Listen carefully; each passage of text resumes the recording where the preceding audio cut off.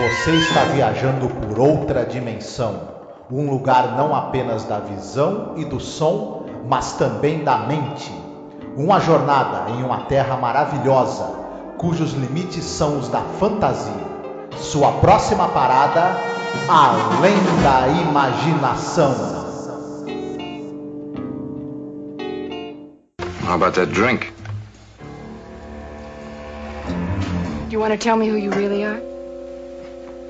You tell me.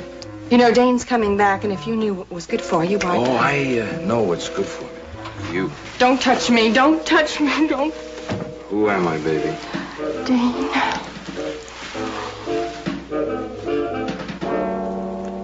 No, you're not. You're not. You're not. What have you done with me?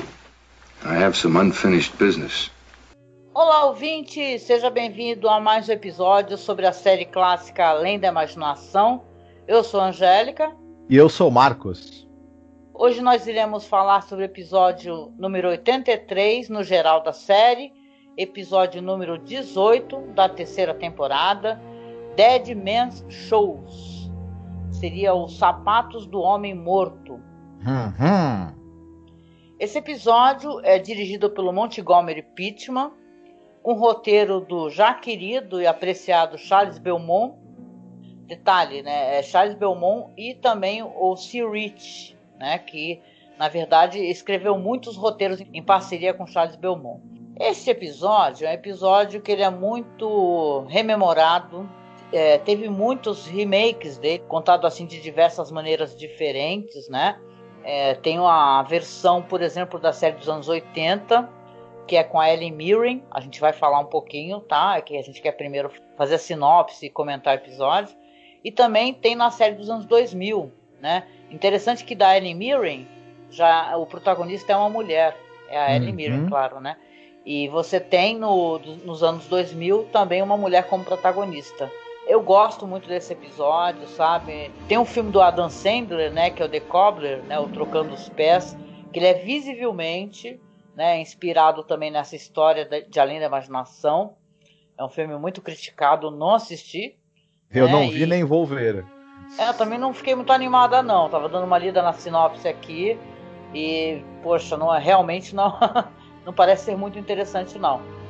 O legal aqui, falando desse episódio aqui, que ele é um dos episódios da série que ele tem esse tom no ar, né? Ele tem esse estilo no ar de contar uma história pra gente. Você tem isso, por exemplo, naquele 4 de Nós Estão Morrendo, que é o The Four of Us Are Dying. Tem, por exemplo, também tem o What You Need, Nervous Man e na $4 Room. E tem outros episódios também. Mas esse episódio aqui tem uma questão, não sei se tu concorda, Marcos, que é um subgênero da série, porque além da imaginação tem ficção científica, tem fantasia, e tem também esses episódios que é do objeto mágico, né? Você vai ter isso nesse episódio aqui. Sim, exatamente. É uma característica da série. Normalmente esse objeto mágico ele chega de duas maneiras diferentes, né? Ele às vezes é acompanhado de alguma entidade que explica para você o funcionamento dele e você pode escolher, né? O que você vai fazer com aquilo. E às vezes é um objeto que toma conta de você, da sua vontade. Você não pode escolher o que você vai fazer. Então tem essa variante aí que acaba sendo interessante também de explorar. Esse aqui é mais, digamos assim, um episódio em que o objeto mágico te domina e você não tem muita escolha, né? É verdade. E a gente tem alguns comentários aqui sobre os atores, você quer comentar? O Warren Stevens, que ele faz o Nate Bledsoe, ele é conhecido porque ele tem um papel no filme O Planeta Proibido, né? Ele era um cara que aparecia nas séries produzidas pelo Irving Allen, que eram Terra de Gigantes, Túnel do Tempo, Viagem ao Fundo do Mar. Então ele é uma cara muito conhecida na TV aqui no Brasil, para quem assistiu episódios das séries do Irving Allen.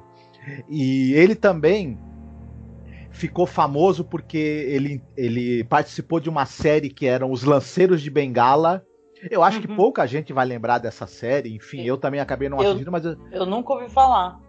Né? E ele participou também de centenas e centenas de episódios da novela De Volta a Peyton Place, que foi uma novela da TV americana dos anos 70, e era uma cara fácil da TV, né? Interpretava também muitos personagens em séries aí policiais, faroeste, enfim, um ator que também apareceu bastante na TV no Brasil. O Richard Devon, que faz o mafioso lá, o Daggett, ele é um cara que, até pela aparência dele, né, um sujeito grandão com cara de mal, ele fazia papéis em muitas séries de TV como vilões em séries de TV de policial e de faroeste, né? Era meio, o tipão dele era muito para isso. Ele também fazia a voz de um Ewok na série de TV dos Ewoks, né? Já mais pro final da carreira. Enfim, a pessoa precisa pagar as contas, né? Verdade. A Joan Marshall, ela era uma atriz de televisão, ela era casada com o diretor Hal Ashby, né? E ela também ficou famosa porque ela está no filme Trama Diabólica, do diretor William Castle, que é o filme que ele fez para ser uma espécie, né, de cópia cara de pau e divertidíssima do Psicose.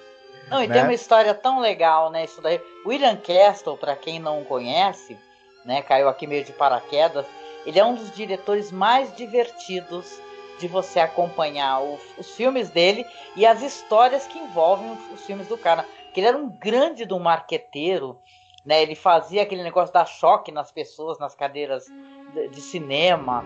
Esse filme mesmo, Homicidal, né, de 61, que ele, bem que você falou, era para ser uma cópia do Psicose, ele colocava as pessoas que... Ele fazia todo aquele negócio de quem for muito medroso, tem aqui o corredor dos medrosos, quem não aguentar pode ir para aquele corredorzinho, né? Ele fazia um buzz, né, para os filmes dele. No final era muito mais divertido, porque acabava virando um evento fantástico, né? Então é bem divertido assim de saber das histórias. E eu fiquei encantada porque a Joan Marshall também, ela foi a primeira, talvez você fosse até comentar isso agora, aquela série Monsters, né?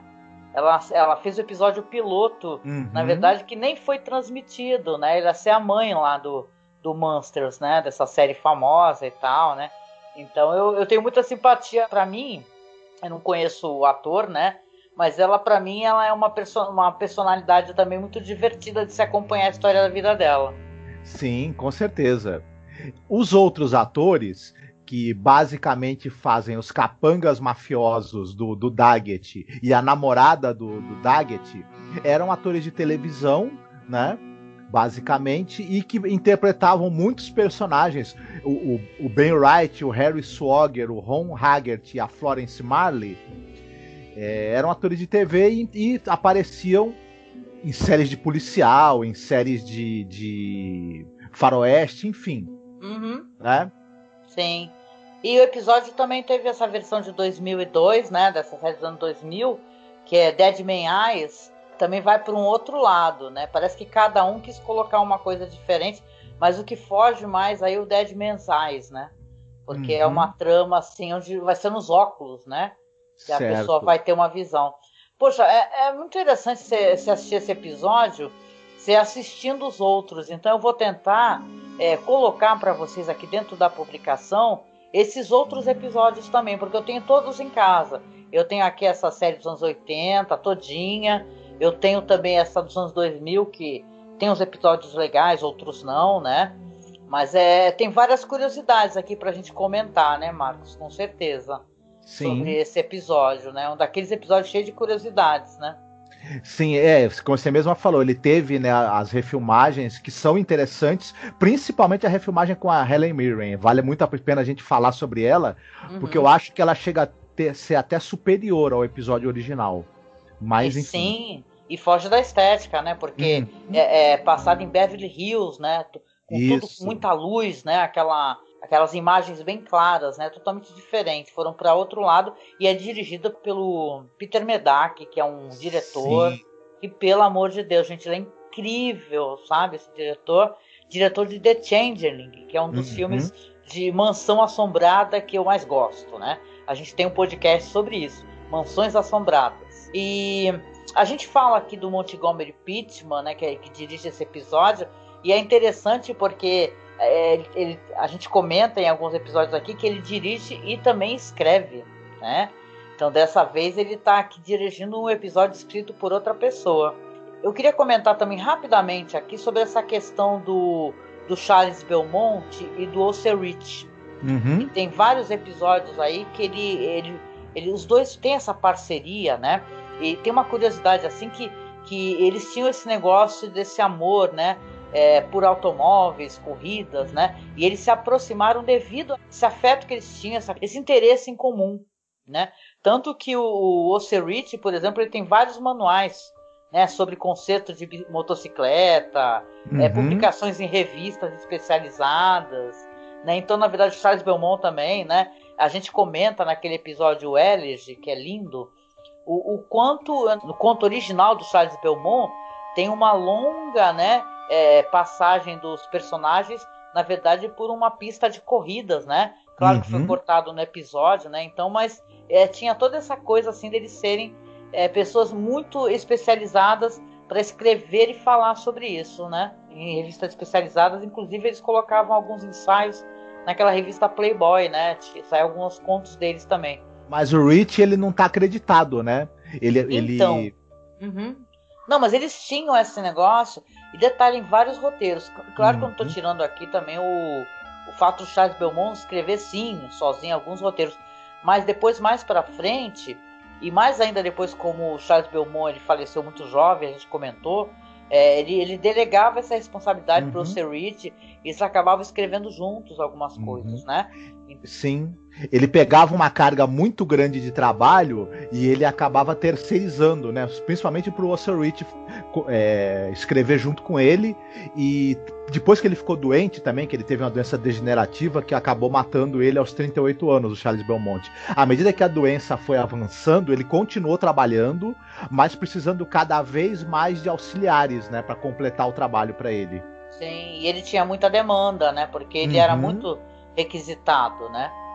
Pois é, mas vamos lá, então hoje é minha vez de fazer a sinopse do episódio. Não vou fazer uma grande sinopse, não, porque o episódio ele é mais interessante de comentar, né? Certos aspectos dele do que você entregar tudo, né? Às vezes eu falo, às vezes até o finalzinho, né? Mas vamos lá, bora lá. Um homem em situação de rua, o Nate Bledsoe, ele rouba um par de sapatos do corpo, né, de um homem que tinha sido desovado num beco, né? Aí ele revista assim a roupa do cara e vê uns sapatos bonitos, sabe? Elegantes, né? Isso foi até hoje, hein? Mais de 60 anos depois eu achei os sapatos legais. Aí 2 companheiros ali, conhecidos dele também sem teto, começam a cercar ele, perguntar onde é que ele arrumou esse sapato bonito. Só que o Nate, ele mudou todo de atitude, ele tá todo assim, como se ele não conhecesse esses caras. E ele pega, vai embora, na próxima tomada ele já tá num apartamento, né? E você vê que ele entra no apartamento como se fosse o apartamento dele. No apartamento tem uma mulher, a Wilma, né? Ela fala, nossa, o que é isso que você tá fazendo aqui, né? Aí ele ignora ela, tem todo aquele... Inclusive tem um lance muito interessante quando ele tá nessa personalidade aí, que é o Danny, que é um cara assim meio malandro e tal, criminoso. Tem uma música que fica tocando, né? Meio... uma música assim mais cool, né? E aí ele começa a ter lá um embate com a mulher manda ele embora, ele fala, cala a boca e me sirva meu drink do jeito que eu gosto. Aliás, gente, tem que falar isso, porque pode ser gatilho pra alguém. Esse personagem aí, quando ele coloca os sapatos, a personalidade do Danny, que é o cara morto, vai entrar no corpo dele, ele vai se comportar como o Danny.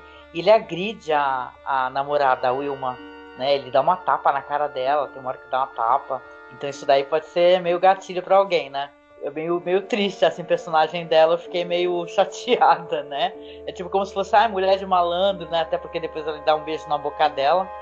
Aí fica esse lance, assim, quando ele vai pro banheiro e resolve tomar banho, que ele quer trocar de roupa, aquelas roupas horrorosas, ele tira o sapato e, nossa, ele já fica meio perdido, ele não sabe onde ele tá. Quando ele abre a porta do banheiro, a mulher, inclusive, tá com uma arma, assim. Ela manda ele embora, fala, coloca os sapatos. E tal, e quando ele coloca, já tá ele de novo, a musiquinha tocando, e tá o Danny lá tudo, cadê meu drink, não sei o que, eu não sei quem é você. Aí vai dar um beijo na boca dela, e ela, você é o Danny, não, você é o Danny, sabe aquele negócio meio assim? Aí, é claro, né, a gente vai ter uma trama que vai se desenvolver aonde o Dane, ele quer vingança, né? Ele vai se trocar, ele vai se arrumar, dá a entender que ele não tomou banho de sapato, né, sei lá. Aí ele vai se trocar, ele vai pro bar, vai atrás do Duggett, né, que é o chefe de uma quadrilha, né, que pelo jeito mandou matá-lo, ele era sócio do Duggett. E aí você vai ter o desenrolar, né, porque ele vai confrontar esse cara, né, o que irá acontecer, né, porque na verdade ele quer se vingar do cara, né, que o cara matou ele e desovou o corpo lá. Bom, vou deixar aqui, né, e a gente conversa mais um pouquinho. O que você achou do episódio, Marcos? Eu achei o episódio interessante, gostei por 2 motivos, né? Eu acho que a interpretação do Warren Stevens ela é muito boa. Ele faz essa transição do cara lá, que é um cara em situação de rua, não é uma pessoa perigosa nem violenta, né? Uma pessoa até assustadiça, né? Uhum. A gente percebe pelo quando ele tá com os sapatos, quando ele coloca, se os dois outros caras ali da rua tentam tomar o sapato dele no grito, é sinal que ele não é uma pessoa que costuma confrontar os outros. Eles acharam que ia ser fácil. Porém, quando ele fica investido da personalidade do mafioso, do bandido que era dono dos sapatos, você vê como a postura corporal dele muda, como o olhar, como a voz muda, até uma certa sofisticação também, porque é interessante isso. O cara autoridade, né? Ele fica com ar de autoridade. Isso. Exatamente. E meio também que é um cara assim acostumado, é alguém meio que da vida noturna, com essa coisa acostumado a uma certa sofisticação, né? Além de ser um bandido bruto e intimidante. E é um cara que não tem medo. Você percebe que ele vai tentar a vingança contra o Daggett. Ele vai onde o Daggett no clube do cara, né? Confrontar o cara ali. Por isso que acabou morrendo, diga-se de passagem. É um cara meio, né? Que é o final da história, né? E tal, o que vai acontecer realmente é isso, né? Ele vai tentar falar com o Daggett sozinho, né? Fala, você mandou me matar, você puxou meu tapete e tal. E claro que ele vai rodar, né? Esse é o final da história. Sim. E também tem essa coisa que também exigiu da atriz da Joan Marshall, embora o personagem dela seja um personagem feminino meio estereotipado, né? A mulher do bandido, né? Uhum. Mas ela precisa transitar entre a estranheza de ver esse cara que ela não conhece ali e tentar mandar o cara embora, intimidar o cara pra ele se mandar. Mas você veja que ela fala pro cara, pô, se o meu marido chegar, ele vai te matar. Então ela também é uma pessoa que você percebe que ela fica com raiva desse sujeito que aparece lá, mas não quer o mal dele, né? Ela parece ser alguém uma pessoa fundamentalmente boa. E ao mesmo tempo, ela reconhece quando ele tá com os sapatos o namorado, o marido dela, nos gestos desse cara. E ela na violência, né? E na violência também. Né? Porque ela é uma pessoa totalmente intimidada pelo jeito violento dele. Né? E ao mesmo tempo tem essa coisa de ser emocionalmente dependente. Mas todos esses sentimentos aí muito conflitantes, ela transmite muito bem. A dinâmica, quando tá a dinâmica entre ela e ele, ela é muito bem feita e tal. O diretor também, o Montgomery Pittman, ele é competente, né? E aparentemente, a princípio, esse episódio tinha sido pensado para ter algo de humor, né? Na primeira versão do roteiro. Ele é muito violento, inclusive, né? O episódio de Além da Imaginação que tem uma violência, porque o cara vai ser baleado, né? Depois Sim. que ele fala, inclusive, assim pro Daggett, quando ele é baleado, ele fala, olha, eu voltarei, Bernie, eu vou continuar voltando e voltando. Né? E só pra gente concluir, né, o que acontece no episódio, ele depois vai ser desovado no mesmo lugar, parece que aquele local desova, né? Isso. Aí tá um daqueles amigos dele lá em situação de rua que vai pegar um sapato também, ou seja, vai voltar. Agora, sabe o que eu gostei muito desse episódio? A gente costuma falar, às vezes, das séries mais novas, a gente coloca algumas críticas, né? E, gente, é uma maravilha absurda esse episódio que é o Dead Woman Shows, que é com a Ellen Mirren, que é dirigido pelo Peter Medak, como eu falei. E, cara, a Ellen Mirren tá maravilhosa, né? Ela faz uma funcionária de brechó, né? Que ela vai receber ali umas caixas com uma roupa de uma mulher rica. Você não sabe até então o que aconteceu com essa mulher. Só tem o marido ali lamentando, né? Falando para a empregada, ó, mande essas roupas embora, sapatos, tem uns sapatos elegantes e bonitos. Gosto como... A gente comentou isso, né? Como o Peter Medak faz a introdução desses personagens. É tudo pelos sapatos, pelos pés. Ela tem aqueles sapatos que são muito confortáveis, visivelmente, mas são muito simplesinhos, né? E ela tem um andar meio indeciso, né? Então você não tem nem a face logo de cara da Helen Mirren, né? Só depois quando ela estiver dentro da loja. E as pessoas intimidam, humilham ela, tem aquelas moças humilhando. Ela vai lá abrir as caixas para poder colocar as coisas à venda e vê esses lindos sapatos, coloca no pé. Tem as pernas lindas, né? Ela coloca nos pés assim e, nossa, você nem vê. Não precisa, porque já parece lindos pés de uma mulher caminhando para fora da loja.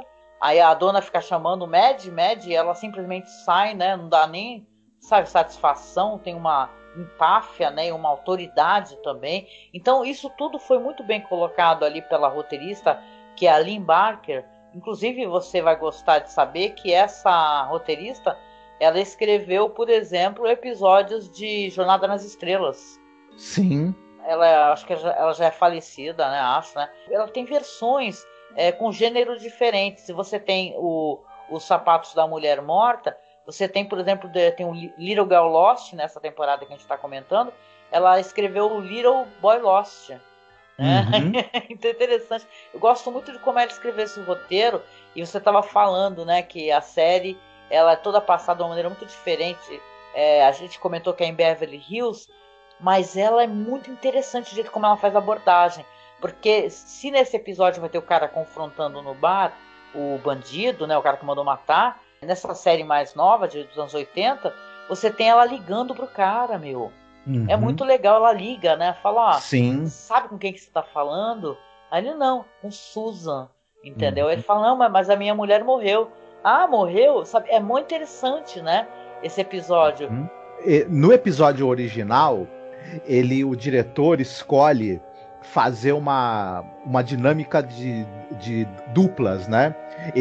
São sempre duas pessoas mais ou menos contracenando. É o personagem do Nathan com a Wilma, depois o personagem do Nathan com o Daggett. Isso aí concentra, né, a força dramática da relação que tem entre esses personagens. A mesma coisa é feita no episódio dos anos 80, com a Helen Mirren. Só que eu acho que ele leva vantagem nisso, o episódio já dos anos 80, porque ela contracena com o Jeffrey Tambor, que é o marido, né, que teria assassinado ela. Ele é um excelente ator, ela é uma magnífica atriz, ele é um excelente ator, e a dinâmica entre os dois desse ódio que um tinha do outro, desprezo que um tinha pelo outro e tudo, ela é muito bem, ela é mais bem delimitada. A dinâmica que existia entre o personagem dos dois sócios mafiosos, a gente não conhece muito bem no episódio. A gente sabe que se detestavam, um matou o outro para ficar com a parte dos negócios, mas isso é falado num diálogo apenas. Enquanto que tem espaço no episódio mais recente da série dos anos 80 pra gente perceber esse veneno que tem entre o casal. E o Jeffrey Tambor e a Helen Mirren, eles conseguem destilar esse veneno maravilhosamente bem em pouco tempo de tela. Então, a dinâmica é muito gostosa de assistir, né? Claro, ela é odiosa, mas ela é muito bem feita. E o diretor, o Peter Medak, ele dá um show de movimento de câmera nesse episódio. Não que o Montgomery Pittman não trabalhe muito bem, né, no episódio, mas toda essa coisa de focalizar os pés, como você mesma falou, ela começa com aquele andar relutante dela. Quando ela põe o sapato, ela começa a ter um andar mais firme, e os personagens falam com seus pés ao longo do episódio. É muito interessante, e ele faz um jogo muito, muito engraçado, porque ele põe a câmera no pé do pessoal, e em vários momentos ele põe a câmera em cima, olhando tudo de cima, como se você tivesse vendo toda aquela trama se desenrolar à distância. É muito bacana o que esse diretor, o Peter Medak, faz. Como naquele episódio do Nervous Man in a $4 Room, né? Ele faz uma tomada muito parecida. E é um certo spoiler, mas não estraga. Eu gosto tanto desse episódio com a Helen Mirren, que você não vai ter um final trágico pro episódio. Não pra personagem, isso que é curioso, né? Porque nesse episódio aqui que a gente tá falando na série clássica, o cara se ferra, entendeu? Ele subestimou o cara que mandou matar ele, entendeu? Se ferra. Nesse episódio aqui, ela vai, né, largar a mão e vai uma outra pessoa assumir, né? E o cara que é o assassino, que é o marido dela, vai se ferrar no final. Isso é incrível, né? É bem tétrico até, né?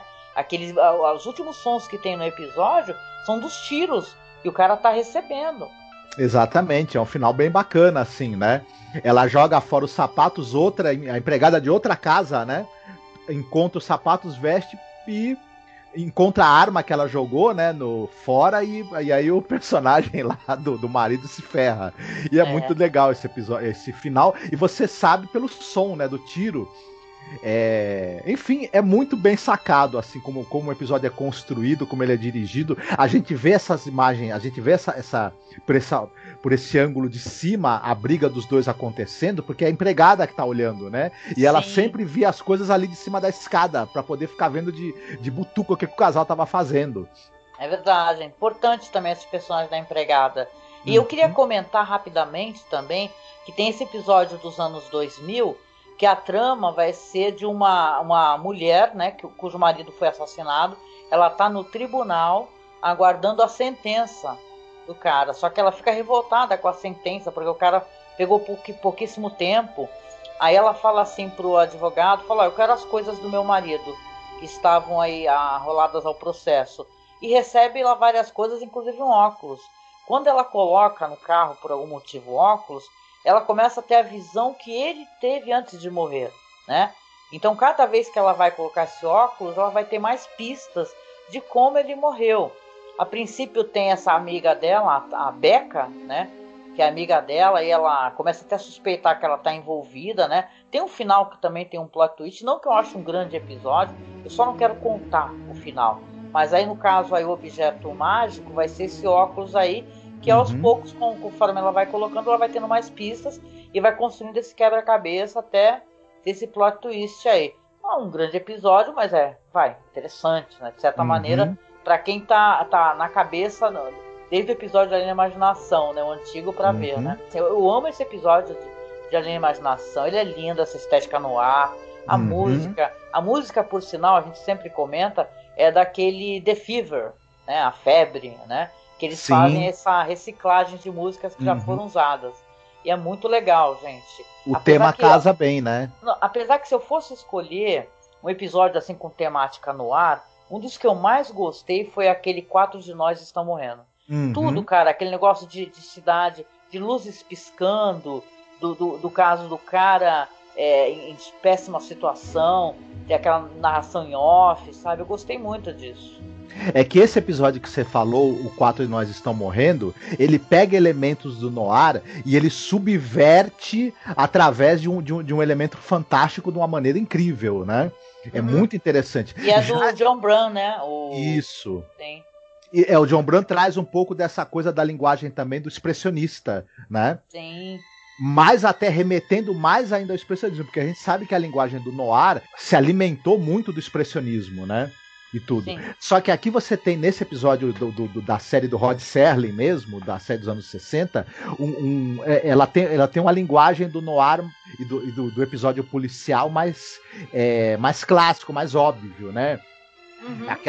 Se passa tudo à noite, a maneira como aqueles ambientes ali, ao mesmo tempo sofisticados e decadentes, são demonstrados, enfim. Bem clássico da história de drama criminal, né? E noir. Não, e rapidinho, nessa série aí, essa versão aí dos anos 80, também tem uma coisa que não aparece na série clássica, que você consegue ver como é que era a Susan. Porque na hora que a personagem da Helen Mirren olha pro espelho, a Mad, ela consegue ver como é que é a aparência mesmo dela. Ela se enxerga como Susan. Né? Uma mulher mais jovem, inclusive. A Helen Mirren tá linda nesse episódio. A gente tem que falar isso, gente. Na hora que ela tá vestida com aquela roupa preta, sabe? Tipo Femme Fatale mesmo, né? E ela mostra a arma, né? Uma hora ela vai sacar a arma, o cara vai procurar a arma quando é confrontado, né? por ela, vendo que ela tá falando a verdade, que ela já descobriu tudo, que ela sabe tudo, e ela mostra a arma assim, sai correndo atrás dele. Cara, é muito interessante. Sim, sim. O contraste entre as duas personalidades, ela, a personagem da Helen Mirren, quando ela ainda não tá com os sapatos, que ela é uma pessoa tímida, ensimesmada, amedrontada e de baixíssima autoestima, e depois, quando ela se torna essa mulher sofisticada, rica, ao mesmo tempo voluntariosa e vingativa, né? É um contraste muito forte, que é feito e muito bem feito. É na mesma cena, sem corte, no momento que ela coloca o sapato, você vê, é no momento que ela respira e já muda de atitude imediatamente. Isso. Uma grande sacada do diretor, justamente fazer essa transição sem corte, e a atriz segura maravilhosamente bem isso daí. Por isso que eu acho que esse episódio dos anos 80, por mais que eu goste, eu acho o episódio dos anos 60 redondinho, muito bem feito, muito bem resolvido, mas eu acho que o episódio dos anos 80 até supera. Sim. Em termos assim de... Eu gostei muito mesmo. Ah, legal. E aí, qual seria o ponto alto ou o ponto baixo, na sua opinião, Marcos? Pra mim, o ponto alto desse episódio são as atuações do Warren Stevens e da Joan Marshall. Eu acho que a mecânica entre os dois assim é muito interessante, muito bacana. Até melhor do que depois a mecânica entre ele e os mafiosos, os antagonistas. E também a direção do Montgomery Pittman, ela é muito segura e tudo.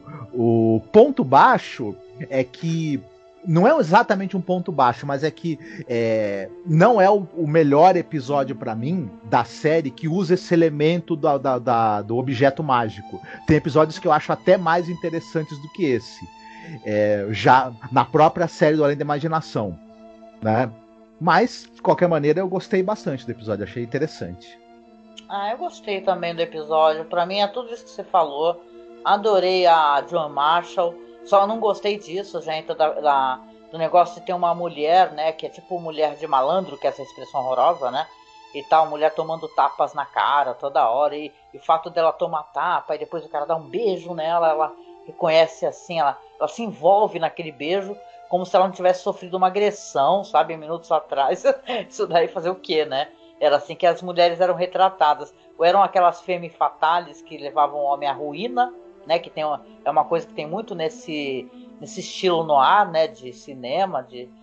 Ou então mulheres assim que eram meio, sabe, elas aceitavam, né, a violência, né? Ficavam com os caras. Ainda bem que hoje em dia tem diretoras, né? E roteiristas. Ou até mesmo esse episódio da Helen Mirren, né? Que você vê que a mulher não leva desaforo pra casa, não. No caso, não leva nem pra cova, né? Então, muito foda, assim. E ponto negativo pra mim é isso aí, né? Pô, ter essa violência contra a mulher, né? De resto é interessante, eu gosto da questão no ar. Eu acho legal, é um objeto também de estudo pra gente, né? A gente gosta de assistir coisas nesse estilo.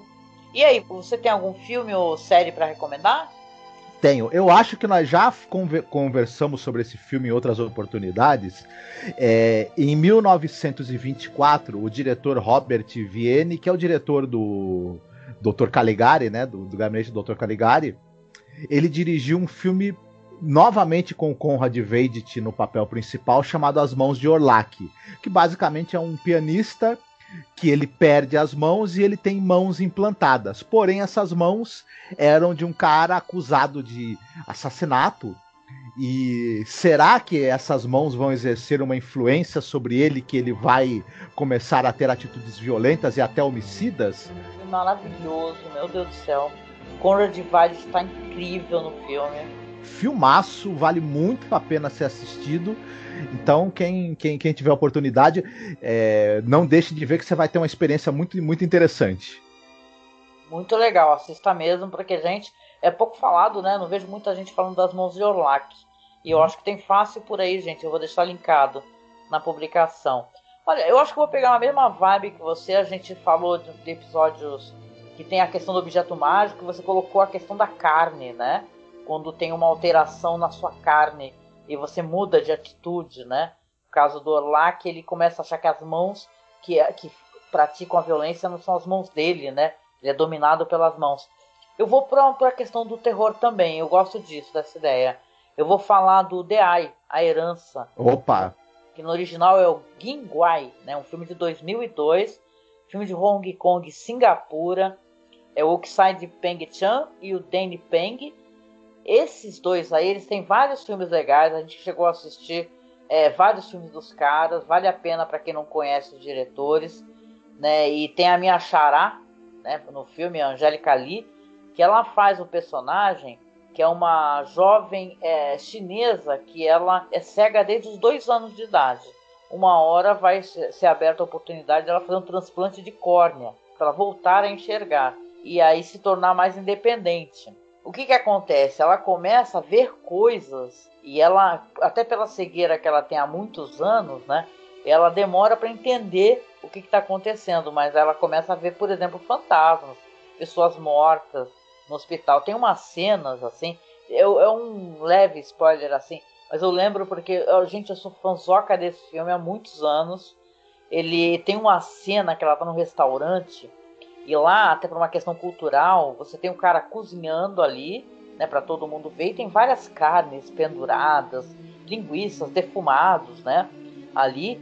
Aí ela vê uma mulher com uma criança, e eles têm longas línguas cinza lambendo aquela carne, né, e aí depois você vai ver, ela conversa com o dono do restaurante, cozinheiro, e ela vai descobrir que o cara perdeu a mulher e a filha há pouco tempo. Então você tem aqueles fantasmas que estão se alimentando, né? Gente, esse filme tem várias cenas incríveis, mesmo assustadoras. Tem a cena do elevador, tem um tremendo plot twist no final.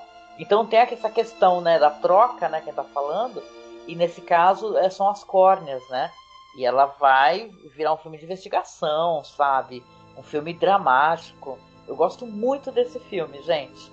O The Eye, A Herança. Teve uma versão horrorosa americana, então muito cuidado para quando... Nossa, com a... Jessica Alba. Com a Jessica... Nossa, esse filme é terrível, ruim demais. Nossa, gente, é um horror, sério. É vergonhoso assim mesmo, não é nem que a gente tem horror a remakes e tal, em outra língua, a gente tem a suspeita, né, normal do cinéfilo, né? Você fala, na série que você já vai fazer remake, né? De um bom filme em outra língua, né? Eu tenho horror a remake, mas tudo bem. Não, eu não. Eu prefiro assistir para formar uma opinião. O lance é que o filme é horroroso. Tudo que o filme tem de bom no original, o filme da Jessica Alba tem de ruim, começando pela Jessica Alba, que ela é um terror, né? É uma atriz muito ruinzinha, né? Mas é maravilhoso esse filme, gente. Para quem não assistiu, assista, que você vai ter elementos de terror assim muito bem feitos, né? Aliás, faz tempo que eu não vejo filme deles, né? Eu não sei se depois eles começaram a embarcar para fazer filmes de ação. Eu acho que eles têm um filme com o Nicolas Cage, não sei se estou falando besteira, de ação. Mas assim, eu realmente gostava muito, porque teve até o The Eye 2, lembra? Que eles têm a questão dramática nas histórias, que você vai descobrir que os fantasmas, eles aparecem por um motivo específico, assim, muito antes de Shyamalan. Então você vai ter essa história que tudo vai se encaixar. São roteiros muito bem feitos, né? E Hong Kong já é realmente um reduto de filmes interessantíssimos, né? Eu lembro quando a gente foi falar de China, a filmes de terror, né? Acabamos falando muito mais de Hong Kong, né? Por motivos óbvios, né? Até por questão de você ter liberdade no roteiro, né? Você ter projetos onde tem uma liberdade, que pode tratar o terror de maneira muito mais, às vezes até exagerada, né? Mas é bem legal, eu gosto demais do The Eye. Muito bem, filmaço mesmo, eu também gosto bastante. Eu quero saber qual música que nós vamos escutar, né? No final do podcast. É verdade, hoje é minha vez. Olha, eu vou falar pra vocês que eu não consegui imaginar nenhuma música assim envolvendo sapato, por exemplo, que não envolva o Raul Seixas. Eu não consegui pensar em nada. Eu sei que a temática trata de uma outra coisa, né? Por exemplo, eu sei que a temática é uma temática de você crescer, você ter a sua liberdade, né? Que a música trata disso, né? Ele fala assim: pai, eu já tô crescidinho, pague pra ver que eu aposto, vou escolher meu sapato e andar do jeito que eu gosto. Ou seja, né, você vai tomar seu rumo na vida, né? Eu sei que a gente tá falando de temática diferente no podcast. Mas essa música é tão bonita, eu gosto muito, muito dela e eu só consigo pensar nela. Então vai tocar para vocês no finalzinho o Sapato 36 do Raul Seixas, tá bom? Opa! Tá certo, e olha, chegando no final, a gente agradece a sua presença, a sua companhia, aqui no YouTube ou no nosso podcast. Eu sempre recomendo para quem está escutando aqui no YouTube que dê uma olhada lá no nosso site, que, por exemplo, a música, os links todos, trailer, vai estar tudo lá, tá? No nosso site, tudo agregado. Então você visite a gente lá, tá bom? Que é masmorracine.com.br. E, por favor, nos siga nas redes sociais. Nós temos nossa página no Facebook, que é Masmorracine, nossa página de fotos e documentários sobre a série, fotos antigas, de bastidores, que é The Twilight Zone Behind Scenes, nosso perfil no Instagram, que é a curadoria do nosso amigo William Funchal. Então siga lá, gente, tá? Que é @masmorracine. No Twitter nós estamos como masmorra_cast e temos o nosso perfil de colaboração. A gente sempre pede, né? Mas a gente tem pouquíssima colaboração. Então, se você puder acessar o link do Padrim ou do Colabora aí e doar pra gente algum valor para que a gente possa continuar o nosso trabalho, a gente agradece demais, gente. Então, vão ficar os links também aí logo abaixo na publicação, tá? E a gente vai finalizando aqui, deixando um beijo para você. E a gente se encontra no próximo podcast. Muito bem, como diz o filósofo Seu Madruga, a vingança nunca é plena, mata a alma e envenena. Fiquem bem. Um beijo, tchau, tchau. Tchau.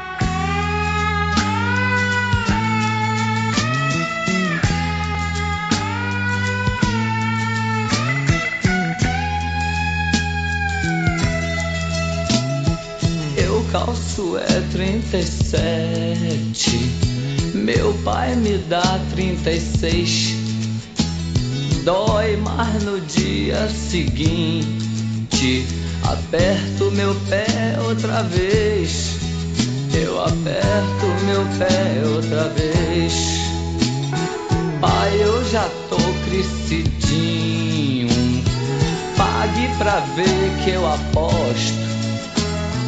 Vou escolher meu sapato e andar do jeito que eu gosto. E andar do jeito que eu gosto. Porque cargas d'águas você acha que tem o direito de afogar tudo aquilo que eu sinto em meu peito.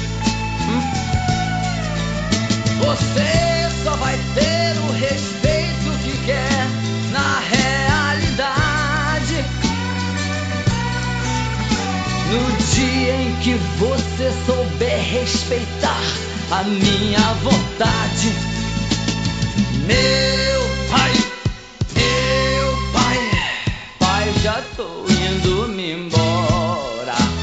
Quero partir sem brigar, pois eu já escolhi meu sapato, que não vai mais me apertar, que não vai mais me apertar.